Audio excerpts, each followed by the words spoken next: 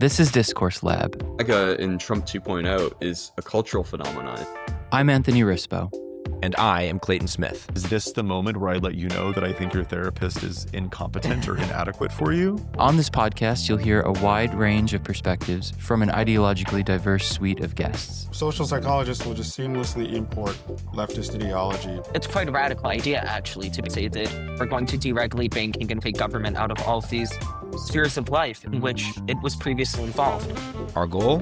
To use conversation to analyze ideas, test arguments, and question dogmas. Terrorist speech, extremist speech, disinformation, misinformation, all of these concepts are inherently irreducibly subjective. Now, let's head into the lab. All right, everyone. Welcome back to another episode of Discourse Lab. Thank you for joining us once again. Today we have a really cool episode because we have kind of two firsts. It's the first time we have had two guests on the podcast at the same time, and the first time that we've had a returning guest. In fact, both guests are returning guests, and that is Jonas and Daniel Idfresne. So if you guys don't remember, I'll give you a quick intro for both of them. Jonas is a fellow at the Free Press. He also was the founder of the Columbia Sundial. You can find his most recent piece on the Free Press's website entitled Meet the Socialists Following Mamdani's Lead. Wow, I almost pulled like a Cuomo and mispronounced his name. And Daniel Idfresne is a senior at Syracuse University, where he is studying political science. He's also a senior contributor at Young Voices. You can find much of his writing in, well, really all over the place, including the Free Press, but also Real Clear Politics. Wow, I struggled through that. Welcome on to the podcast, guys. Welcome back on, I should say. Thanks for joining us. Thank you so much for having us back.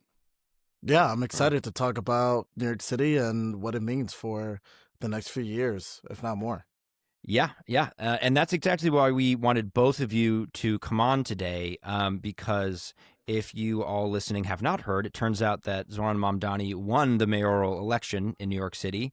And he seems to, maybe not, be a sort of canary in the coal mine or a sign of things to come in terms of potentially, maybe, a wave of democratic socialist types gaining a little bit more political influence in our country. So we want to talk about New York, but we also want to talk about what his victory could mean for U.S. politics more broadly.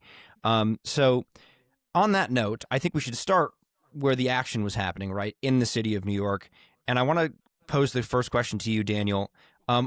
We'll start off real simple. What was your reaction to Zohran's victory? Did it take you by surprise at all? We were talking about this before we hit record. No, it did not surprise me at all. In fact, I've already went through all the stages of grief over the summer and into September when I already knew that Zohran Mamdani was going to win the New York City mayoral election. I think that the writing was on the wall. I think the sun had set for Andrew Cuomo, and New Yorkers are very tired of the old New York establishment.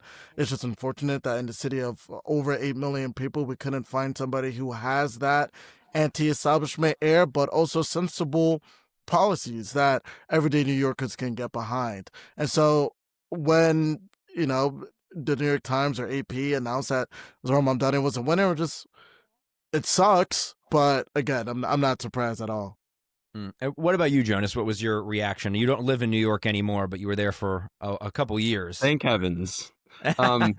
But yes, I think everybody at the Free Press, including myself, has been following the story for a while. So I, for one, was also not surprised. It was something I saw coming. Part of me was hoping that we'd see a different outcome on election night, a Hail Mary for the capitalist, if you will. But obviously that didn't pan out. And I think that is definitive evidence that what we're seeing in New York is not isolated to New York. It is a phenomenon on the left, but also in the center, about the appeal of socialism and how the economy is not working for vast swaths of this country. And that election day was just one manifestation of that. and people are directing their anger and frustration to all sorts of different outlets, including Mamdani. Well, we're definitely going to get to that. I will also note just here at the beginning that we're eventually, of course, going to get to the very recent meeting of Mamdani and Trump, which was surprisingly cordial, but also maybe not so surprisingly, because I do think there is a common thread between the two of populism, broadly speaking. But we'll get more into that later. Like I said, I want to start in the city where the action happened, ground zero, if you will. Oh, is that like in poor taste? I don't know. No, Not under Mamdani's New York. I swear I did that by accident. So Daniel, what you hear a lot of talk about like Mamdani's policies and how at least people like you and me, generally speaking, tend to be a little bit, shall we say, bearish on the effectiveness of those policies.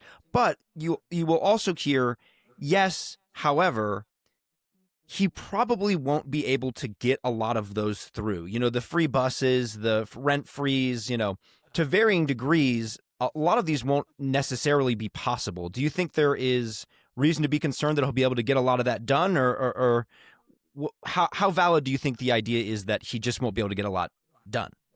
Well, I think the infeasibility of many of his campaign promises has tampered or sort of dampened my emotions when it comes to the New York City election. Mamdani makes his policy platform seem really easy. Well, all you have to do is tax the billionaires and the rich people, and we're going to get what we want. Actually, no, that's not how New York City works. And there's a lot more factors at play that will allow you to tax the rich. First off, taxing the rich in New York City is a state function, not a city function. So he's going to have to somehow get Governor Kathy Hochul, who has a gubernatorial election next year, who is dealing with a Republican challenger who, according to recent polls, have a chance of winning. You have to convince Kathy Hochul somehow to raise taxes on those very billionaires, which she refused to do, which she noted that she did not want to do, and it's part of the reason why she took so long to endorse Mamdani in the first place. That's going to be a hurdle to jump over.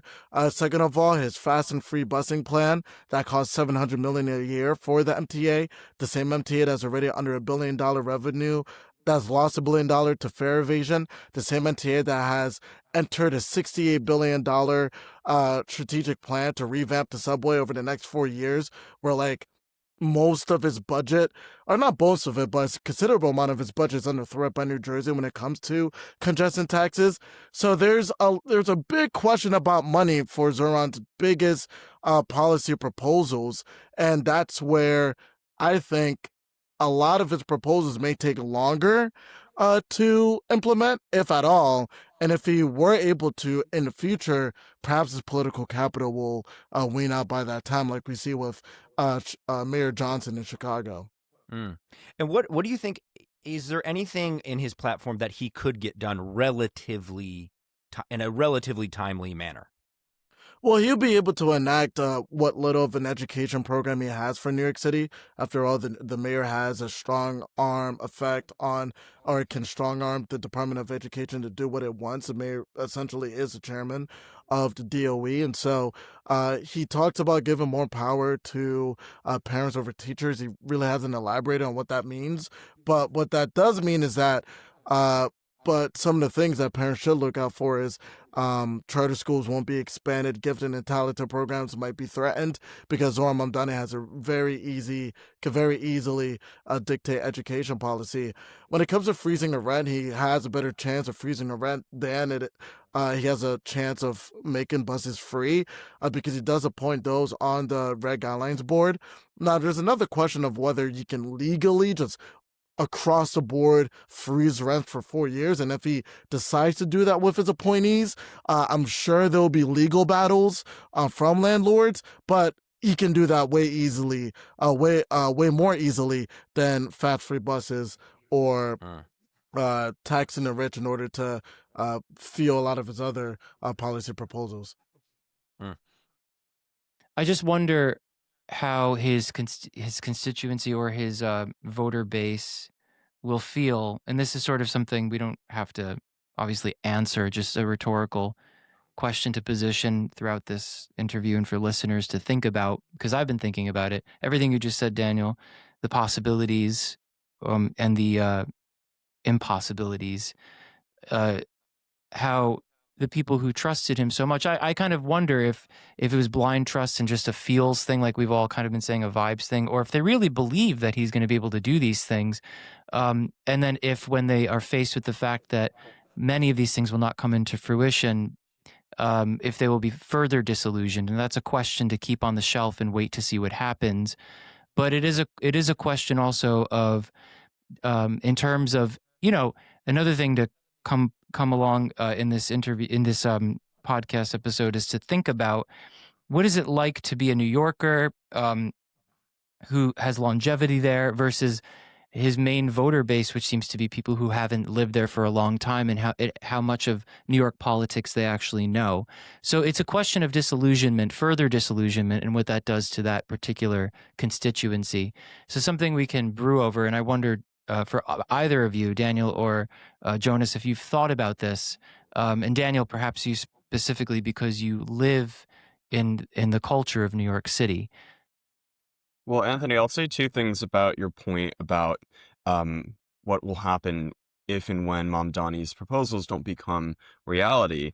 And I think the thing to remember first is that people voted for a brand. People usually vote for a brand. They vote for Right. vibes. They vote for emotions. And this is someone that they see, that voters in New York see as taking on what they think is the source of all of their problems head on and proposing easy solutions that seem to make sense and seem in an ideal world to fix all of their issues. And Right. so it's not going to really matter to people in 3-4 years whether he's succeeded or not. They will still have felt good about their vote because they think that he was the only candidate and probably will be the only candidate in the future willing to say the kinds of things and propose the kinds of policies that he did. So that's the first thing. The second thing is that the nice thing about socialism and democratic socialism is that there's always someone you can blame. Yes. Right? You can That's a blame good the point. landlords, right? You can blame the billionaires. If you don't get a policy done, you can blame you can blame the lobbyists. You can always blame someone who has ostensibly more quote unquote privilege than you for the issues, or someone higher up in the state government even perhaps, or even the federal government. This is an ideology that takes away personal responsibility, both in terms of its economic outlook, but also it's framed in a way that takes away responsibility from the policymaker when they try failed solutions, right? It's the Right. classic trope of this time socialism will work. This time these things are going to work. No, you don't understand. They didn't do it right before. They didn't do it right in Venezuela, and they didn't do it right in Cuba. We're gonna do it right in New York City. And when it doesn't work, you then go blame other people. What Jonas is saying is actually, I 100% agree with that. And I wonder, and I guess we're going to get to this topic in a bit, is that the reason why Trump acted the way he did during the meeting? Instead of being so confrontational with Mamdani, instead of being more cordial with him, so that there's less of a, so Mamdani doesn't get that, oh, Trump bad, he's the reason why I was not able to enact my New York City agenda. I Interesting. wonder if that's the reason why he did it. I don't know. I don't want to thought fall about- into that 4D trap that a lot of more, MAGA or those who are very supportive of Trump would say. But I wonder, it's a legitimate question, at least from my end. That is something that crossed my mind literally today, Daniel. That is so funny. A strategy to mitigate blame or to somehow, manipulate the narrative. So, because people will ascribe blame automatically. To Jonas's point, it's never going to be the fault of the actual edifice of the idea that's controlling things. It's always going to be something outsourcing the blame elsewhere. But that's an interesting point. So to tie that up, like this idea that New York City, Mamdani will, if he does fail, then his voter base or his supporters would not be able to blame Trump per se because Trump's not really getting in the way of him. That's one way to think about it, and I think that's a very strategic, it would be a strategic play on Trump's part. That's very interesting. But yeah, I Yeah. don't know. We'll see. I'll add one thing as well. Boston is a good city to look at. The mayor there, Michelle Wu, won re-election, I believe, unopposed, and is broadly popular. One of the most popular mayors in America. She is kind of a democratic socialist if she's not already identified as such, and she has proposed a lot of far left policies that economically do not work. But the one thing that she has done that has, I think, maintained her popularity is that she has provided basic services. So if you're a resident of Boston and you see the potholes getting filled, you see your trash collection rates improving, you see the streets getting cleaned up, these are things that you remember when you go to the ballot box. And whether you agree with these macroeconomic policies or not is of secondary importance. The first thing is, is the city do I feel like the city is being run well? And Mamdani, I think if he takes care of basic services, he could very much still maintain his popularity, even if all of the other policies don't do so well. So the one thing here, I'll add a personal anecdote. These are actually things that we were dealing with here in Washington, D.C. This is, I think, a more poorly run city than New York right now. Constantly packages getting stolen off of our doorstep. There's a massive package theft problem. It's like we get the notification that they're delivered, and then 5 minutes later, it's stolen. We go to the door, it's not there. And this kind of thing radicalizes people. People don't care how many National Guard troops are in DC. Let me rephrase that. If people's packages are getting stolen off of their doorstep, they're not going to care how many National Guard troops are in DC. They just want their things.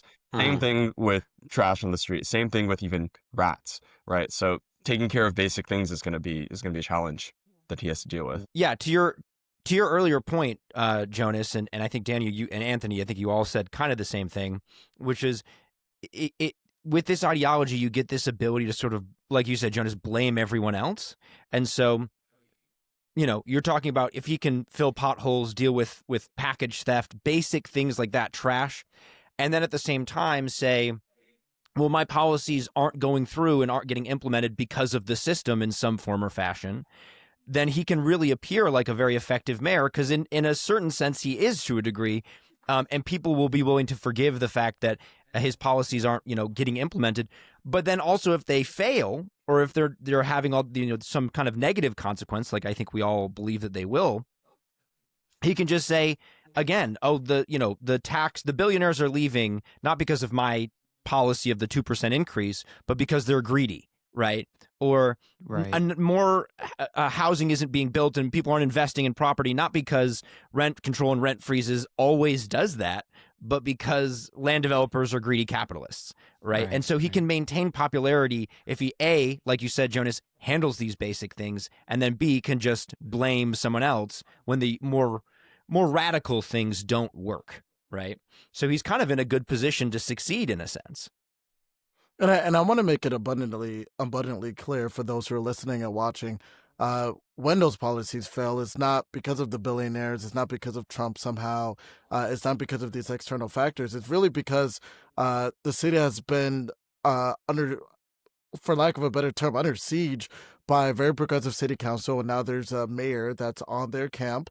And the city has lost its ability to self-correct because the population that's there who've elected them probably seen the deteriorating quality of the city and then will self-correct at the ballot box the next election. It's disappearing. And one of the interesting things that we saw during the election is the amount of New Yorkers who have lived in the city for 5 years or less voted for Mamdani compared to those who've lived in the city for 10 years or more, voting for Cuomo. If New Yorkers who lived in New York for over a decade were the only ones to vote in the election, Cuomo would have won over Mamdani, not by a landslide, but he would have won. And I think that is very telling about where we are in New York City, and that, like Jonas said, those who have come to New York, mostly after college, they're voting for a brand. They're voting so they can get the validation from the in-group at bars, so they don't get stumped on that date.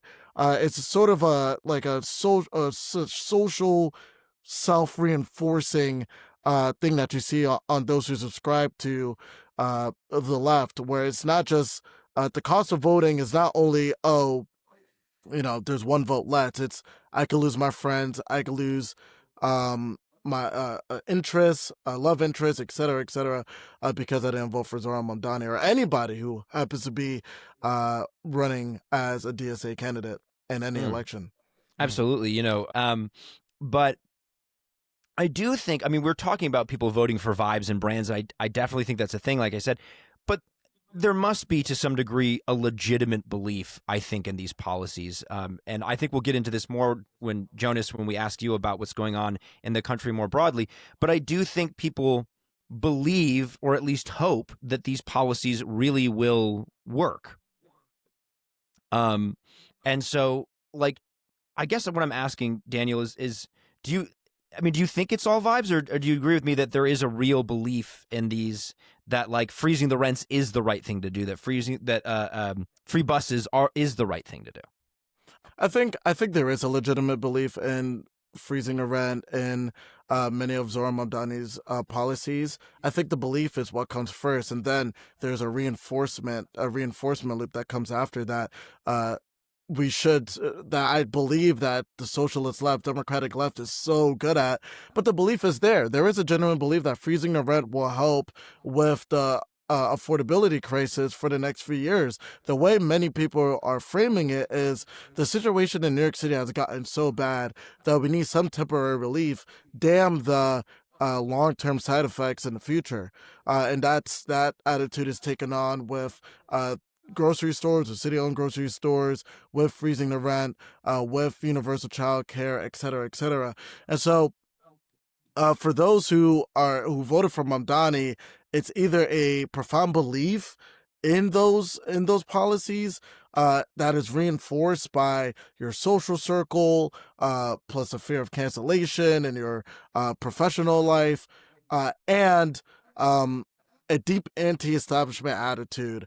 There are many people in New York who do not like Andrew Cuomo for what he's done during the pandemic, and clearly hate the New York City Old Guard. I hate the New York City Old Guard too. I think that the New York City Old Guard, more so than the policies in its purest form, like freezing the rent, the corrupt New York City Old Guard has failed New York City, and that's why we're in this position.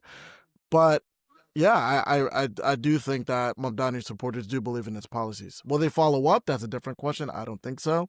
Definitely not all of them will follow up. Like Jonas said, it's they're voting for a brand. But they do believe Mamdani has convinced them. Yeah, what's your take on that, Jonas? Because you were the one who brought up vibes earlier, and I'm wondering if you think it's mostly vibes or if it's mostly genuine belief. What's your take on that? Well, there are some videos of people interviewing voters in New York on the street about whether they support Zohran's policies. Some people say, yeah, I don't know about free buses because who's going to pay for that? But the predominant response you're hearing is, yeah, I support that. And they skirt around the follow-up questions about how that's going to work, what the second-order economic consequences are going to be. And I think that reflects the reality for most of the country, unfortunately, which is that people do not understand public policy. And it is the job of people in government and the education system, I think, to better educate people on the way public policy works and the way economics works. If you feel like your rent is really high and it's taking a massive chunk out of your paycheck, and someone says, I'm going to freeze it and I'm going to stop it from increasing, you don't really care what the second order economic consequences are. You're gonna buy into that, and then when someone challenges you and says, well, this is going to cause a housing shortage, this is going to cause your landlord to not be able to make the right repairs, you're going to subconsciously look for ways around that. Well, the reason that there's going to be a housing shortage is because of greedy private equity companies. You're going to find other people to blame because the solution feels so appealing. And I think that the thing that really pisses me off and about democratic socialism and these kinds of policies, and rent freezes, I think, more than anything. But the thing that really pisses me off is that these are second grade level solutions. These are elementary school level solutions to problems. There is a gross inability to understand trade-offs. I think especially on the left. And I think it's because their ideology, like I said, allows them to blame other people for those trade-offs rather than acknowledging that there are limited numbers of resources and there is a way to allocate them effectively to people and maximize the amount of wealth that we can share, and that's called the free market. Mm-hmm. Yeah, I think you're very right. Like, it is sort of an uphill battle because, to your point, if you have a rent control department, you don't want that to go away. It's really hard to tell someone we're going to take away rent control, even if you can try to convince them that, like, the second, third order effects will eventually be good for you. Because if they're struggling financially right now, someone saying your rent will not go up, it's really hard to argue against that. The market-oriented solutions, to your point, require more depth of understanding, more long-term thinking. And to be entirely fair to that person in that rent control department, I should say the person in the rent control department who isn't also then rich still, because there is that problem where there are people in like rent control departments that have gotten it passed down from their grandparents and are actually quite affluent. But someone who's in a rent control department who really is struggling to pay ends meet, or someone who isn't and is excited at the prospect of the promise of generally having cheaper rent in New York, trying to tell that person that these effects will eventually get to you, it's a tough sell because they're worried about right now, and I don't blame them for being worried about right now, because they're feeling it in their wallet. And I'll add another anecdote on this. I have friends in graduate school right now, and many are upset about the Trump administration, or rather, I should say, congressional Republicans' big beautiful bill, which ended unlimited grad plus loans, in which you could just take out the cost of your graduate degree, effectively subsidizing the cost of higher education past your undergrad. And there's a crazy statistic in an economic study that shows that for every additional dollar in loan money available for graduate education, colleges increase the tuition by 64 cents. So it's not that you're making college cheaper, or I should say graduate school cheaper. You're just transferring the wealth to the colleges and allowing them to increase the tuition. And so the idea behind this law was, we're going to stop subsidizing these tuition increases. The colleges can cut bloat themselves. And by doing so, we're going to lower the cost of tuition, even though we're cutting the loans. And people freaked out about this. Obviously, the people with cushy, graduate degrees, Right. and people that want to go to graduate school because they feel like they, economically downwardly mobile and whatnot. But you're already seeing some results. They're one of the first schools to announce their tuitions for 2026 to 2027. I think it's Santa Clara School of Law. Their tuition is $50,000. It's a drop of about $13,000, I believe. And $50,000 is exactly the amount that you were allowed to take out in loans. What a coincidence. It's like when you stop subsidizing something, it becomes cheaper. And the people that I know that are in graduate school right now, they are very worried because they feel like they're going to have to take out private loans. There is short-term consequences, obviously, to this kind of action. But I think what people need to understand is that these kinds of free market changes don't take that long to take effect. Tuition starting next academic year is already going to be cheaper. And I would apply the same logic to rent controls, right? You can just look at Argentina and what Milei did. It wasn't a matter of years that the rents fell after he got rid of rent control and regulations. They fell in a matter of months. Sure, they spiked a little bit at first, but in a matter of months, rents were, falling through the floor, basically. Yeah, and I want to add on to the discussion. What's mind-boggling, absolutely mind-boggling to me, it's almost dizzying, is that the way we're talking about like Mamdani's voters and second order economic effects, you would think that Mamdani's core constituency, the core constituency that we saw in the primary and that we saw again in the general election, granted with other subsets of New Yorkers who came in and also voted for him, that core constituency, they don't need like they don't need to think about the second order effects because they're not the ones being targeted with freezing the rent in the first place, if that makes sense. If you look at polling, when you look at when you really break down the demographics of those who really support Mamdani to the point of donating to him, they're not in rent stabilized / controlled apartments. They're actually in market rate apartments, but they've taken sort of a benevolent attitude about, oh, those poor New Yorkers, oh, those poor longtime New Yorkers who are, the city has become too expensive for them to live in. I'm freezing the rent for you because I care about you, even though I'll never interact with you, even though I'll never step into your neighborhood, even though I'd rather ideally live in an apartment in the West Village out of college. Those are the type of people, that's the main constituency when we think of the Mamdani voter who's voting in these type of policies. And so I would say if you ask somebody who live in a rent-stabilized apartment, who live in NYCHA, who live in these subsidized apartments, they would say, yes, the New York City, the city government is terrible at maintaining these buildings. That, yes, like my rent-stabilized apartment has gotten worse in quality because they've lived there long enough to see the effects of rent controls. But we can't even get into whether the constituency, Mamdani's constituency, whether they're gauging second order or long-term economic effects when they're not the ones who will be the primary recipients of Mamdani's grand vision in the first place. And this is not just about rent control. Let's talk about universal child care. I guarantee you that the New York City, again, that Mamdani core constituency is not a New York City family. It's a younger, again, post-grad, single New Yorker who's living with their roommates in an apartment. They don't need universal health care. And we can have a debate about whether universal health care matters for families who need it, sure, but it doesn't even apply to you in the first place. And so I'm sorry, this is just real quick, Daniel, did you mean to say universal child care? You said health care. Yeah, universal child care. Yeah. Sorry about that. Yeah, no, that's good. That's good. But it doesn't even apply to you in the first place. And it boils my blood as somebody who's lived there, who's born and raised there.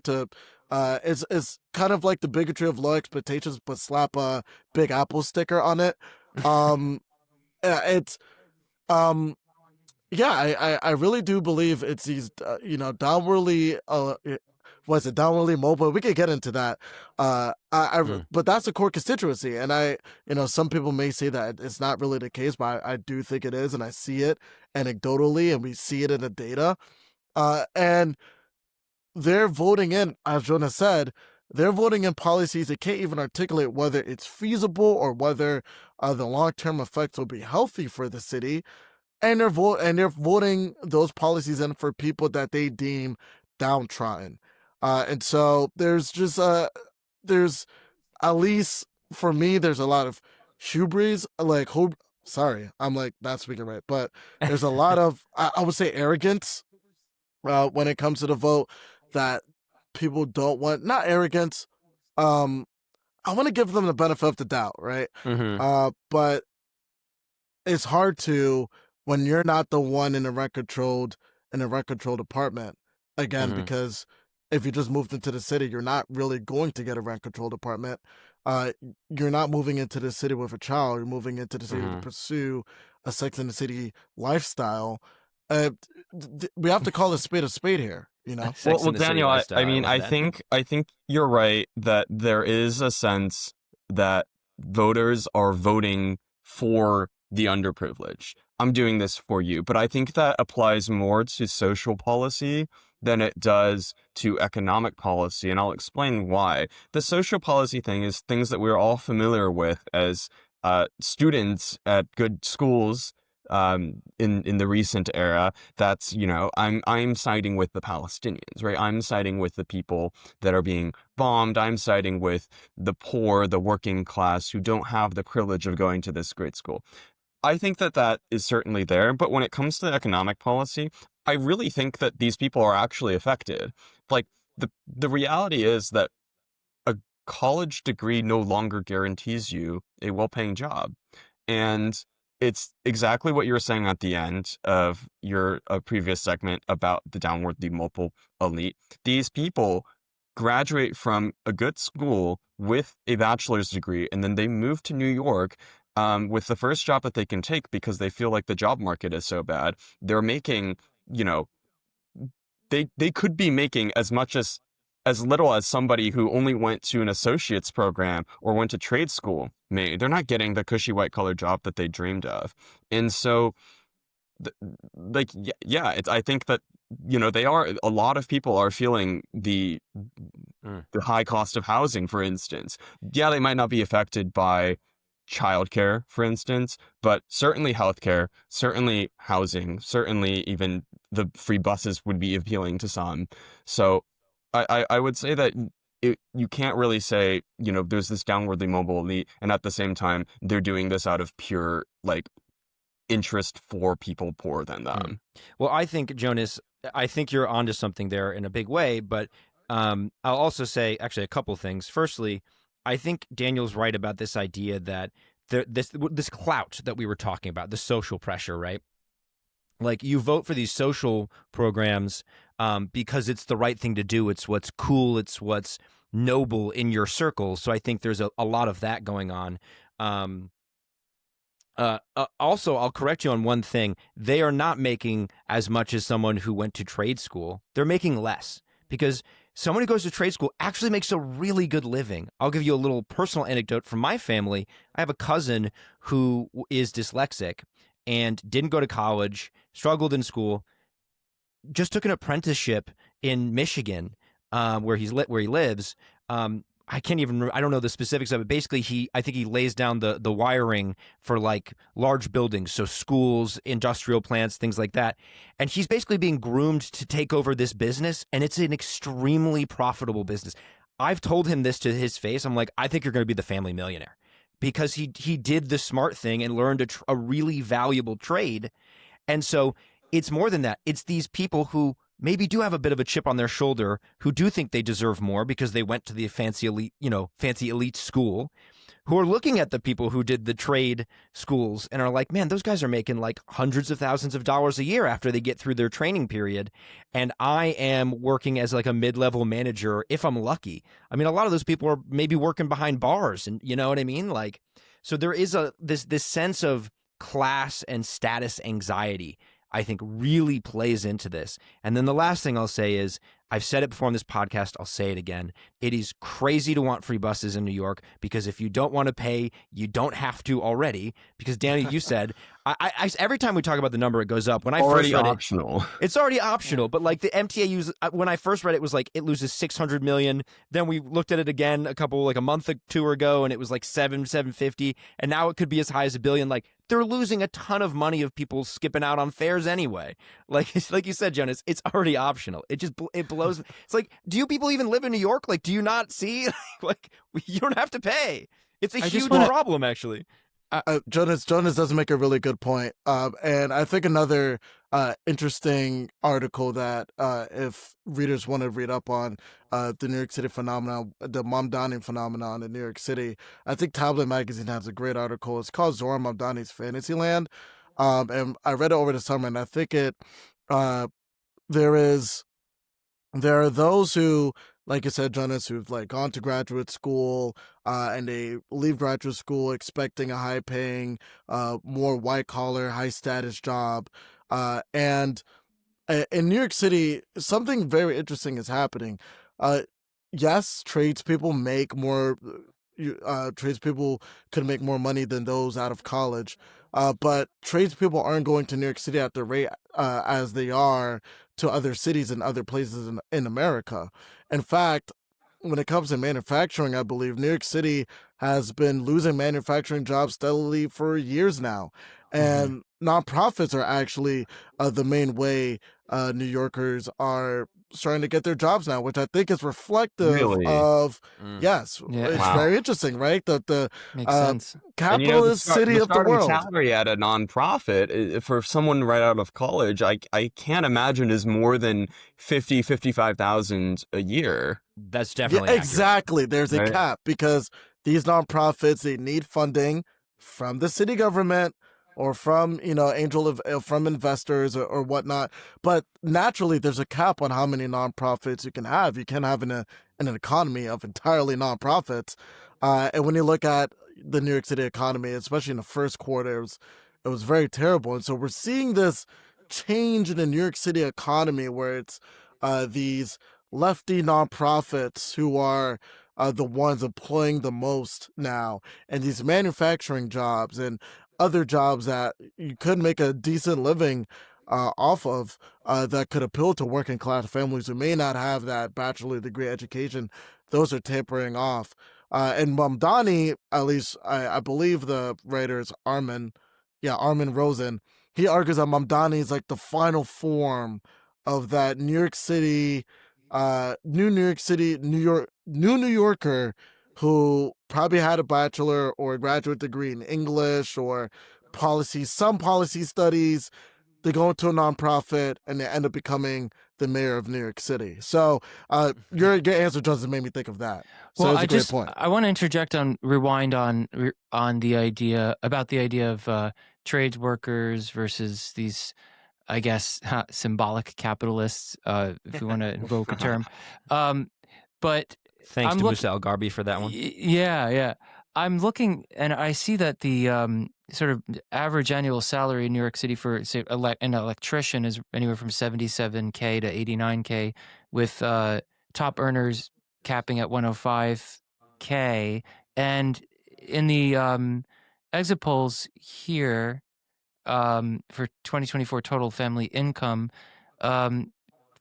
of the 20 out of the voters, 26% who earned 100K to 199K, 55% who voted for Mamdani.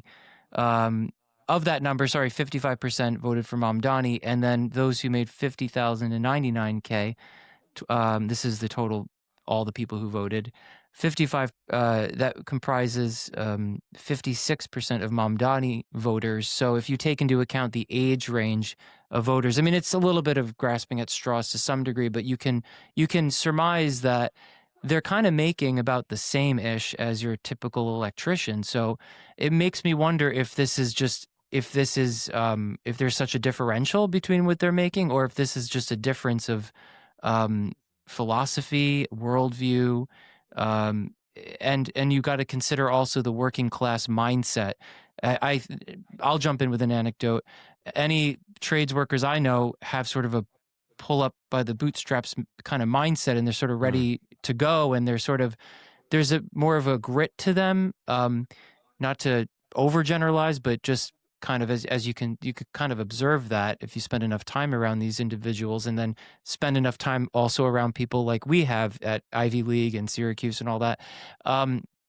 So it makes me wonder if it's in fact because of the differential in wages, or if it's just something particular to the mindset. So what do you all think about that, or jump in with that? I would say it's mindset. I think you raise a good point that the salaries are high, and they fall into the range of peak Mamdani support, as you point out. Yeah. I mean, so the average salary out of Columbia University undergrad for people that are working, I think is around 80 something thousand. And that's about, I think that's close to the average GDP per capita of the US, so the average wage. But I think if you take out people who work in finance, like investment banking, finance, consulting, quant, things that skew that number way high, if you take out all the outliers, in other words, I think that number drops way down. And you can imagine the sentiment of somebody who was already on the left, but now has a degree and is trying to find a job in New York City. and they have to have 3 or 4 roommates in a shoebox apartment, without a window probably, and is barely is not living the life that even their perhaps Ivy League degree in many cases grants them. Or in many cases, these people aren't even employed, right? A lot of people just can't find. They're applying to dozens and dozens of jobs, and they just can't find anything. Right. Yeah, and it's also worth pointing out that the guys that go to trade school don't. I mean, I guess I'm not as familiar with trade school as I should be, or apprenticeship programs. But I don't think they have the student debt that a Columbia student has. Oh, yeah. So Yeah, I don't that think so. adds to Yeah. it, right? Like, Right. Again, I'm pretty sure resentment. most of these trades you can get paid to learn, actually. Incentives. But yeah. so, I mean, if you're coming out of Columbia, not only do you have the expectation to make a lot of money, you kind of have to make a lot of money because A, you're living in New York, and B, unless you're one of the super rich kids that went to Columbia, you have some student debt that you are now worried about paying off on top of that. So you have to make a lot of money to be comfortable and feel good about your future financially. Right. And I don't think that these voters are actually doing the comparison to people that work in trade school, so to speak, but I think it is a useful comparison. And if we're talking about perhaps the overproduction of people at these universities, I think they're more so just they're feeling the effects themselves, and they're comparing it to themselves and their parents, perhaps, and their family. Yeah, I think that it's kind of like an isolated comparison, honestly. I'd like to add another dimension to that. I mean, when it comes to depending on what you study, and I'd like to get your thoughts on this, Jonas, as somebody who's recently graduated from Columbia. When you're studying, let's say, African American studies or gender studies, or I majored in that. English, I didn't. or or the English department or whatnot. I feel as though when you're entering a job market, you're viewing success through a political lens. Like, I need to get political capital in order to be successful. Not necessarily in that, let's say for a tradesperson, pull yourself up by the bootstraps, I'm going to learn under somebody and then make 6 figures being an electrician, or somebody in finance, quant, private equity or whatever, the finance world, who may also like take the mentality of a tradesperson. And I think that while wealth is not zero sum, while wealth is being created every day, that's how a free market economy works, political capital is zero sum, meaning there's only one mayoral position, there's only one representative for a certain area, a cap on how many people who are in the House of Representatives, etc. And we may have overproduced. I think we're certainly overproduced on those who are, in business administration, in finance, in these majors, but we've also overproduced in the Mamdani core, those who would be Mamdani's core constituency, who rely on nonprofits, political office, etc., in order to achieve success in America. What do you This think would be a about great that? time to name drop Peter Turkin, who this theory is from of elite overproduction, where he theorizes that this actually brings about the falls of society, the fall of societies, across history. If you look at Mao's revolution, Lenin, all of them pretty much are brought on not by the peasants. They're brought on by students, educated people, the enlightened. And it happens because, exactly as you put it, we've started mass producing elite credentials without mass producing elite positions. There's only so many positions in the symbolic economy. And that is a space that I think we have seen as harder to grow than, say, the physical world, where wealth creation is as simple as a business exchange. The exchange of ideas, that takes a much larger scale of change, I think, in order to grow that sector of the economy. And that, I think, brings me to one thing that I've noticed, which is that we are investing all of this capital and resources into people to train them for ostensibly, white collar jobs, jobs that deal in ideas and the symbolic economy, when what we need as a country is probably not more of that. I think we have a lot of think tanks already, and we have a lot of nonprofits, but we don't have enough people that are, building. We don't have enough people that are innovating in the physical world, right? We talk about this AI fueled abundance all of the time, where we think AI is going to be the next economic boom. We're going to create all this development and progress driven chiefly by artificial intelligence. That requires data centers, that requires factories, that requires a lot of things, that require construction workers and HVAC engineers and all of the things that you guys have mentioned, that people even working in. And we don't have enough people working there. That's why they're getting paid so much. And so there's this gross imbalance that I'm sensing. Oh, yeah. And we could expound on this for a long time, because this idea of elite overproductions, symbolic capital, symbolic capitalism, and capitalists for a long time. But I don't want to do that because I do want to move on. I will just say, I was going to throw out a book recommendation.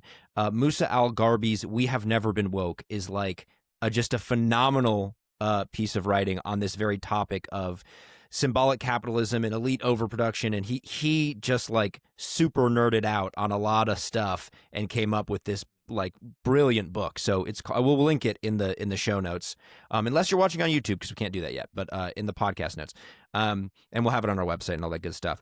But like I said, I really want to move on because we're coming up on an hour. I don't want this episode to run too long, and I wanted to make sure to we're already kind of doing this, to be fair, but I really want to zoom out and get specific, because Jonas, you wrote this really great piece a few weeks ago, I think. I just reread it today, mentioned it at the top of the episode. It's Meet the Socialists Following Mamdani's Lead. And in it, you kind of pause. Actually, I'll read the byline here. A wave of Mamdani-inspired candidates across the country is betting that class warfare and political progressivism can finally beat the democratic establishment. So you wrote that a couple weeks ago. Mamdani's won. A couple of these candidates have not won, have gone through some scandal. It's very interesting. So I kind of wanted to get to this idea that Mamdani is indicative of something that is happening on a national scale. How do you feel about that idea now, Jonas? I think that we should be worried because socialism is coming to an election near you, in all likelihood. So I have the article up. Let's just go through some of these candidates to give your listeners a sense of what we're dealing with here. In Georgia, we have Rua Roman, who is running for governor, and she's 32. And you'll notice that these candidates are all fairly young, and they all share some things in common. Usually anti-Israel, democratic socialist or adjacent, and very social media savvy usually. And so she believes that we can rebuild the Democratic coalition, that's a quote, in Georgia through pro-Palestinian activism. And, that's obviously going to work out really well in the South. Graham Plattner in Maine, the oyster farmer with a Nazi tattoo that he covered up last night, described himself as a communist and Antifa super soldier in the past, and said the enemy is the oligarchy in his campaign launch video. We have Kat Abu-Ghazaleh, who's running for Congress in Illinois, who was recently arrested for blocking vehicles outside an immigration facility in Chicago.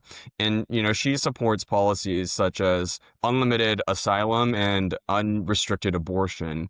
And so this is radicalism. This is a rapid rise in very far left candidates, and many of them explicitly cite Zohran as an inspiration. And I absolutely think we should be worried, but rather than figuring out how people can raise effective counters to these campaigns, we should also think about why they're becoming so popular and why they're running in the first place. I think presents the establishment with a tough question, which is that shouldn't they have to acknowledge that the policies that they have been advocating for have not address the frustrations of voters that have led to the rise of these candidates. Something is not working with the establishment, and these candidates are the symptoms. I like to hammer in something Jonas said. Yeah, it's not just trying to find a counter message, and I think that's the biggest sin that freedom loving, capitalist, free market loving New Yorkers, anybody. Just anybody anti-socialism in New York have not been able to do during this entire election cycle, and it's not just like we've been able to counter in a way. I mean, when it comes to like honest debates and intellectual conversations on whether his policies are feasible, whether they're good in the long term for New York City, we've had those conversations, but there is no alternative. There's no alternative for the citizens of New York, and I'm sure as of right now, there's no alternatives for the metropolitan areas that you just referred to, Jonas, where there's going to be somebody else who can be anti-establishment, and realize that the establishment in this case is really the quasi-democratic socialist and democratic establishment that's run these cities in the first place, and I think what we need to, whether it's Republican or somebody in the center, anybody who's not to the far left, needs to come up with a clear, concise, social media savvy message that stands alone, completely alone, from the Mamdani style message. Not like doesn't exist to counter it, but stands alone. This is an alternative that is actually pro-America, pro-free markets, pro whatever city I'm running for or town I'm running for, and it will work better than the Democratic Socialists. I have a question on that note. Do you think I mean, this is maybe too much of an extrapolation that, is to be cautious in looking at, but Ezra Klein put forward the abundance concept. Sort of sounds like what you're getting at. I don't know if I'm incorrect, but first of all, would you say that's a correct reading or parallel? And if so, how is that faring for Klein's message to put on the table for Democrats to do a kind of something similar to what you're saying? I would say it's a semi-correct reading. I would need to get into the weeds with Ezra Klein's abundance mindset and see how close it mirrors democratic socialism, which I think it does in many ways. It just slaps an abundance sort of label on top. Not in the more radical ways like freezing the rent, for example, but some of the echoes are the same. But yes, whether you're a center-left Democrat, you're an independent, you're a populist conservative, whatever ideology you tend to lean towards, I don't really care if you're competing with somebody who's running on that Mamdani type social media savvy democratic socialism coming to a local town near you platform, then you should come up with something completely parallel, something that has pillars of its own, a foundation of its own that you can then ship or bill or whatever you want to the people of that town, and say, well, I hear you. This town X is have been deteriorating. There are potholes. Housing is more expensive. The city is more unaffordable. Here are my pro-market solutions. Here are my et cetera, and delivered in a way that's palpable and understandable for the citizens of that place. I think that's I think that's the first thing that you just opponents should described be looking at. abundance. That's what I was saying. Yeah. Yeah, that is. I think that is exactly abundance. I don't think it actually has much in common with democratic socialism at all. Maybe some of the messaging, but I wouldn't be familiar with that. Here's the thing about abundance. It actually, broadly speaking, its goals and its frameworks provide real solutions, and you can have a conservative take on it in which you have less government, and you can have a liberal take on it where you have more government. These are, at the end of the day, minor disagreements. But the problem with abundance is that voters as it stands now, aren't going to go for it. There was this poll that came out earlier this year. It was by, a progressive group, so some caveats there, and they were surveying Democratic primary voters, or no, they were surveying all voters, actually, about what kind of messaging they would prefer. Would they prefer a populist message or an abundance-focused message? And the populist message is, we need to tax the rich more. We need to take power away from corporations and redistribute power and wealth. That polled very well with Democrats. And Was then it the populist? I'm sorry to interrupt you. Was it the populist or the abundance? This is the populist messaging, Okay. right? Would you vote for a candidate that, vows to tax the rich more, to take power away from corporations, things like that? And then they went and asked the voters, would you go for an abundance messaging? And the abundance messaging is, we need to focus on resolving supply side bottlenecks, things like that, to deregulate so that we can empower the market to do these things. That poured very poorly with Democratic voters. So this is not something that is going to work for the Democratic Party's base as it stands now. I think that obviously the framing of the question is a little bit biased because solving bottlenecks is not a very exciting thing for people, right? But there's something that went unnoticed in this poll, which I am seeing if I can do anything with in my writing. But the abundance message polled better than the populist message amongst Republicans. So I think that abundance honestly has more of a home on the right. And if the right can capitalize on it, I think they can grow their tent a lot. And so that's the fundamental challenge is how do you present free market reforms and the resulting second order economic effects in a way that primary voters are going to go for. I think you're absolutely right, Jonas, because it all comes full circle. When you think of the horseshoe, you think of extremism, you think of where we are with the populist movement as its mirroring, effect, the left and the right. And what it comes down to is you think about Doge, you think about Trump's campaign trail, you think about his promises. Really, this is not an ideological president. This is not someone who's even putting forward, strictly right-leaning policies, or you're talking about someone who's generally a center-right moderate when it comes to, he's more of a classical liberal, more of a neoliberal, if you will, actually. And really what abundance seems like is exactly that. This, there's a healthier free market system, and to put a point on, like, the cherry on top, to really turn this place into I think the sort of going back to the Make America Great Again idea, if you really want to click on that and look at the different indexes, I think one of the most salient ones that are shining in my face these days is that we used to be, or we were for very long, to the bureaucratic states of America. And I think abundance is, to some degree, and correct me if I'm wrong, really a limiting of bureaucratic control, which does land on the heels more of this classically liberal milieu, and makes sense that the sort of like socialist types, democratic socialist types, the populist types would not go for bottlenecks or even talking about bureaucracy, because it's not as shiny as, again, coming full circle, blaming those that you hate or dislike. It's a functional, mechanistic issue that's pervaded our government for a very long time, that we've dealt with and has felt normal to us.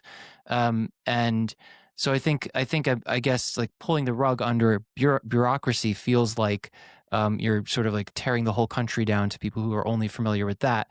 But I think at the end of the day, again, correct me if I'm wrong, it's really about getting center back into that classically liberal culture of economics. Is that about right? Yeah. There was a great take, I think, from Matt Iglesias on Twitter recently that was like, we have two parties, but we really have three ideological camps. We have the classically liberal center that, there's liberals, there's conservatives, but they are classically liberal in that, they respect the Constitution, the rule of law, all of those basic things, but also are generally pro-free market and interested in ways to leverage private enterprise to solve the nation's pressing issues. And then you have populist factions on the left and the right. So that would be the Zohrans of the left, and that would be the populist right-wingers that, are proposing very progressive, actually sounding economic policies on the right. So that I think puts it nicely and is exactly what you're saying, Anthony. I think all of that's very interesting. I'll point out one thing, and then I want to throw a question Daniel's way, because I think we found a good way to transition into the last thing I really, really want to talk about, which is the meeting between Trump and Zohran. I'll just point out, Jonas, that I agree with you that this kind of classical liberal, maybe even slightly libertarian, that kind of milieu, that area, that set of ideas is probably going to find a home on the right. Despite the fact that abundance was originally sort of posited by these two very, liberal figures, Klein and his co-author, whose name always escapes me, and I Derek Thompson. Derek Thompson, thank you. Derek Thompson and Ezra Klein. The question, obviously, in today's climate is which right, and the right that you're talking about is a more traditional, more center, more Reaganite in a sense right, because right now on the right you have MAGA, you have we just did an episode of talking about Tucker Carlson and Fuentes, and there's like a kind of a civil war of sorts between like right wing alt media commentators, right, and so there is a lot of kind of tumultuousness on the right, just like there is on the left. So, and I think it's interesting you bring up Iglesias's point, which I also agree is very interesting. Which is, what are these? I think we're still in a time of transition for what it means to be Republican, Democrat, right, left, and center, right? So where these ideologies end up finding their home, I think, is still sort of up in the air, because we don't really know what's going to happen with the MAGA movement. What happens with MAGA? What happens with the Republican Party in all of this chaos? And what happens with the Democrats and the left wing of America with all this chaos, with, the DSA kind of being at odds with the more like, Kathy Hochul types. It's a lot is up in the air. And I just think that's interesting to point out. But I do think you're right. I think abundance might find its way on a more traditional right, but we'll see. Right. If it doesn't just ultimately fail, because as you all pointed out, it doesn't seem to be super popular, which is kind of a shame because I like it. But I want to move on. Ivy League educated, Clay. Yeah, and I'm part of the elite snobbery. I'm part of the problem, dude. I'm a Columbia educated libtard, obviously. But I wanted to throw the first question about this Daniel's way, because you obviously have been really paying attention to Zohran as a person, and you're a more conservative young man. You obviously are also paying attention to Trump. So, like I mentioned at the beginning of the episode, this meeting between these two figures was surprisingly cordial. I mean, Trump was like kind of laughing and smiling, and Zohran was being very polite, and it just was like, I don't think, especially for a layman, I don't think that would have been what they expected to happen. But it was like a very jovial meeting. And so why, Daniel, do you think that was, as someone who kind of knows about Zohran and knows about Trump? Where do you think they found that common ground? What was the impetus for that friendliness? I have a few ideas. I can't say that I know for sure. I'd love to be a fly in the room during that meeting and hear what they were talking about and, relate to you guys what I've heard. But I will say I was bewildered at first as well. And I think there's a few reasons that they could have why they were cordial during that press conference. I think or at least a few things that I've thought about and seen on Twitter and whatnot. Some have said it's because both of them are from New York. Much more, both of them are from Queens. Zohran is a very charismatic person. He knows what he wants. He's he fought the Democratic establishment the way that Trump back in 2016, which he talked about in the press conference, by the way, in a similar way Trump fought the GOP establishment back during his first run for president. And Trump even mentioned, Zohran will change over the course of his time as mayor, which I think is very big. It spoke to me in some sort of way, meaning you will be surprised of how much more moderate he will end up becoming during his time as a New York City mayor, which I find pretty interesting as well. So that's one reason why they could be cordial. You have the more partisan takes, like those on the left will say that Zohran Mamdani cudgeled Donald Trump in the White House and he got what he wanted.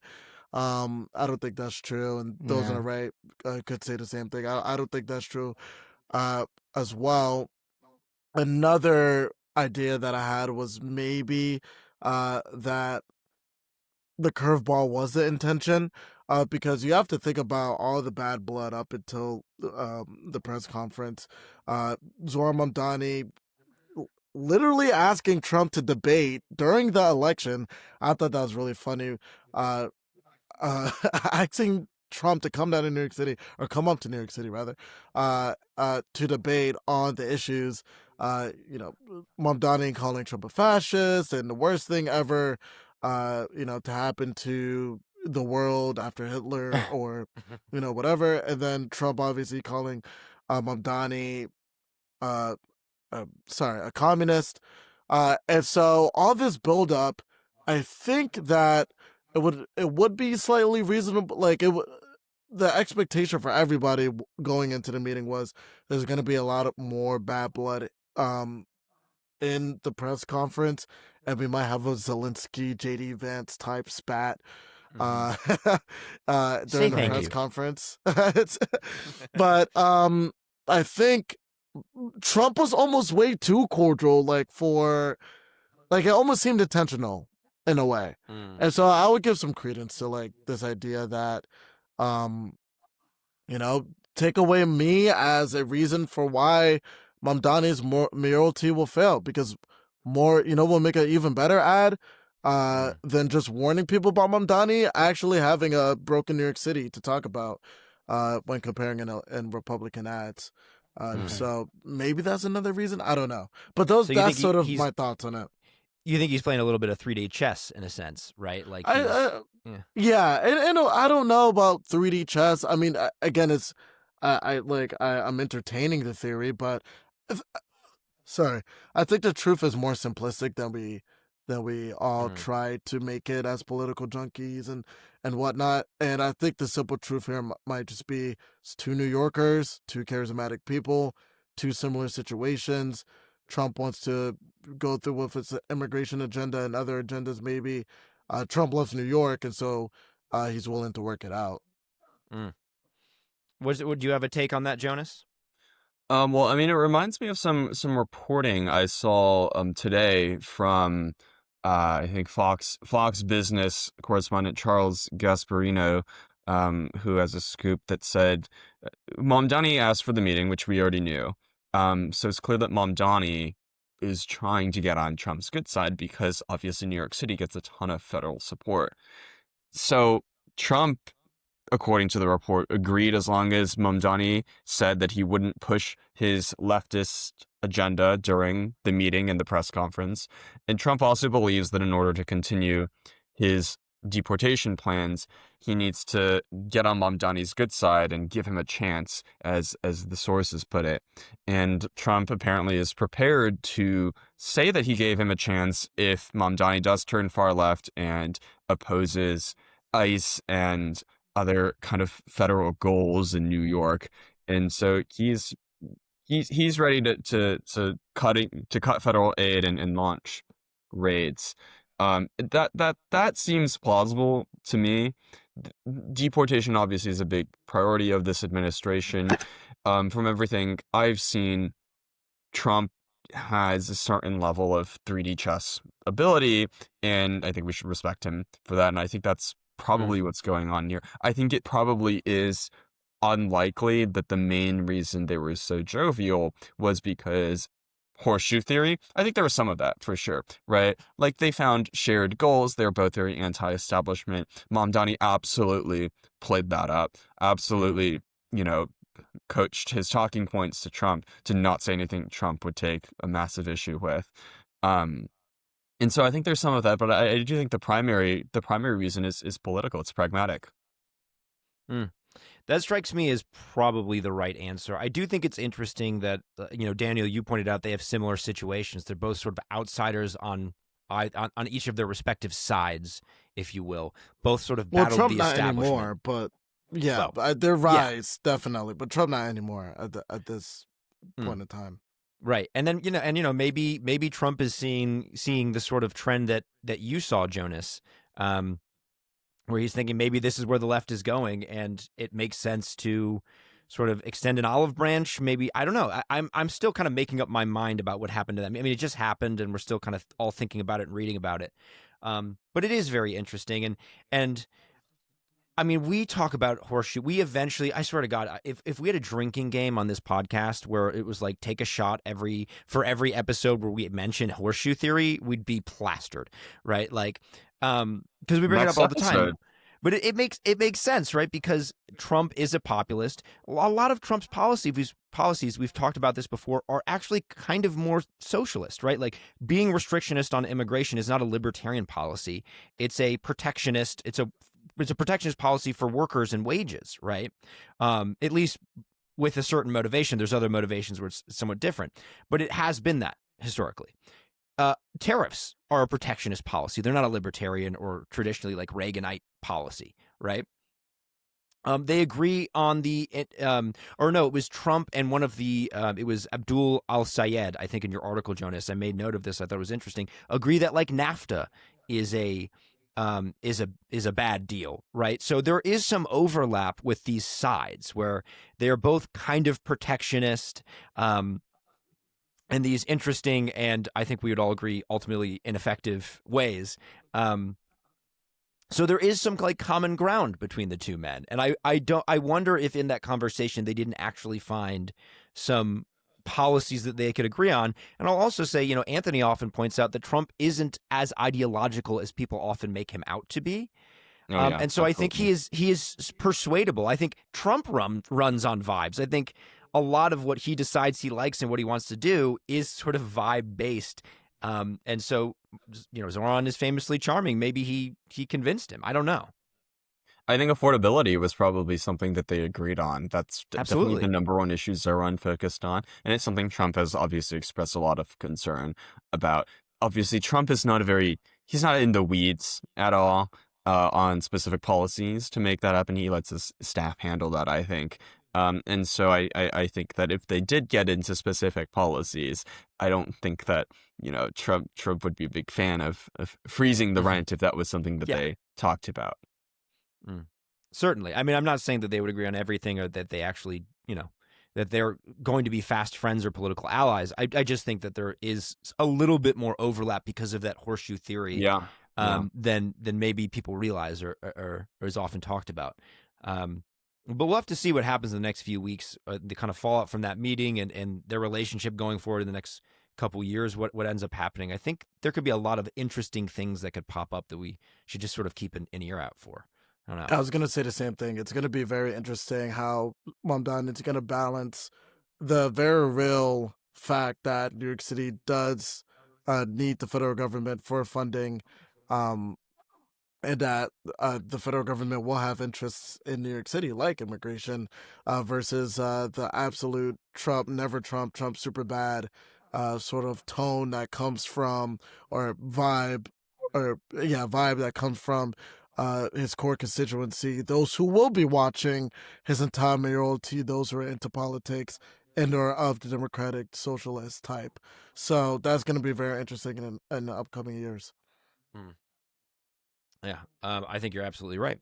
Well, guys, we've been going for well over an hour now, and I just want to give you both a chance to kind of, do you have any final thoughts, anything we didn't cover that you want to touch on briefly before we wrap up here? Well, I will say one thing that I encourage those who are listening to start thinking about. I mean, the gubernatorial for New York is next year. And Mamdani's win has completely, not completely, but it's definitely changed the variables that we're going to see in the upcoming gubernatorial race.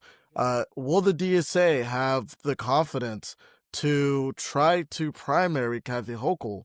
And will they win? If they do have that confidence, will they try to replace Hakeem Jeffries, for example, as well? And so the greater question to that is the DSA now confident that they can usurp the Democratic establishment on the state level, not just the municipal level? And whether states like New York, we got half of our answer with the New Jersey gubernatorial election, but is it possible that New York City will elect a Republican governor? And is it the fact that a DSA, Democratic Socialist, as mayor, was that the tipping point to make the state as a whole a Republican state? These are interesting questions that we need to look at least when it comes to New York politics in 2026. Very interesting.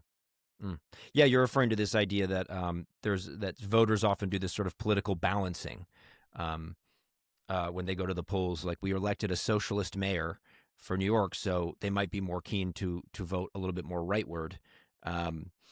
A little bit more rightward. That was a weird way of putting it. To vote more Republican or conservative in the gubernatorial race to sort of balance it out. This is something that's talked about a lot in political theory. It's interesting. Anything from you, Jonas, before we wrap up?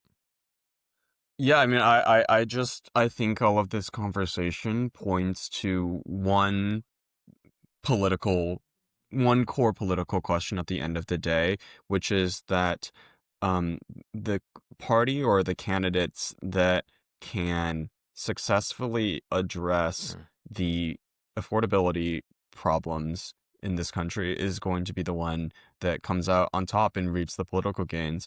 And those, I mean, and a lot of people put it as reviving the American dream, and to an extent I do understand that. And there are three parts to that, I think. I think there's one, owning a home. People these days that are coming of age can't possibly imagine making enough money to ever dream of owning a home. Part of that is cost, part of that is wages. The second thing is starting a family. All of the things we talk about with affordability are compounded when you have to take care of multiple people. And the third thing is doing better than your parents. And yes, I think the parental generation was exceptionally lucky and was born into a very good time for the economy and for home building and all of those things. But it doesn't mean that we can't also achieve those things. So I think that obviously for me, my perspective is that something abundance adjacent is the best way to do that. But whoever really can win an election and implement those things is going to reap a lot of benefits from it, political benefits from it. Yeah, I very much agree. It really is. I think affordability is the name of the game, and having a good solution. I would love to see a politician who can sell basic, like, YIMBYism and like free market solutions in a way that is as compelling as what Zohran Mamdani did in New York. I'd love to see that person rise somewhere in the country, but I don't know. We'll have to keep on hoping, I guess. Thank you, everyone, for listening. I will say, if you heard a dearth of Anthony's voice in this podcast, in this episode, it was because, unfortunately, he was experiencing some technical issues, but we were lucky to have him for the to the extent that we did. Big thank you to Jonas and Daniel for coming on and being our first repeat guests. Woo! Wait a second. Hold on. No one go anywhere, because I forgot. I have our first repeat guests. Sound effects. We got to start using more sound effects. It's great. I mean, just wonderful. These two guys were wonderful. Give it up for them, everyone. That's a live studio audience right there. All right, I'm done having my fun. I'm sorry. Thanks for listening. We're going to include links to some examples of Jonas and Daniel's writing in the description. We're going to include links to their social medias. Please go give them a follow. They are both very talented writers, and you're not going to want to miss what they come out with in the future. Thanks a lot, guys. See you in the next episode.